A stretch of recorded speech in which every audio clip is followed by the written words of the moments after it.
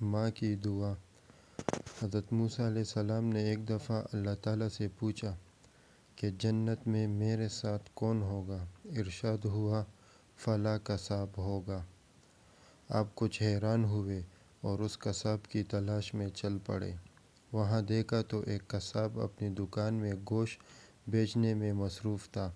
اپنا کاروبار ختم کر کے اس نے گوشت کا ایک ٹکڑا کپڑے میں لپیٹا اور گھر کی طرف روانہ ہو گیا۔ حضرت موسیٰ علیہ السلام نے اس قصائی کے گھر کے بارے میں مزید کچھ جاننے کے لیے بطور مہمان گھر چلنے کی اجازت چاہی۔ گھر پہنچ کر قصائی نے گوشت کو پکایا، پھر روٹی پکا کر اس کے ٹکڑے شوربے میں نرم کیے اور دوسرے کمرے میں چلا گیا، جہاں ایک نہایت کمزور بڑھیا پلنگ پر لیٹی ہوئی تھی۔ قصاب نے بمشکل اسے سہارا دے کر اٹھایا اور ایک ایک لقمہ اس کے منہ میں دیتا رہا۔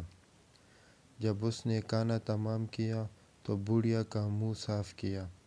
بڑھیا نے قصاب کے کان میں کچھ کہا، جسے سن کر قصائی مسکرا لیا اور بڑھیا کو واپس لٹا کر باہر آ گیا۔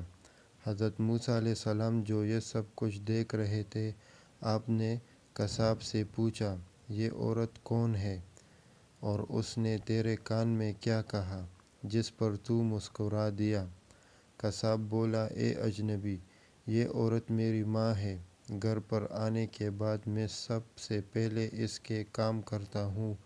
روز خوش ہو کر مجھے دعا دیتی ہے کہ اللہ تجھے جنت میں حضرت موسیٰ علیہ السلام کے ساتھ رکھے، جس پر میں مسکرا دیتا ہوں کہ بھلا میں کہاں اور موسیٰ کلیم اللہ کہاں۔ جزاک اللہ۔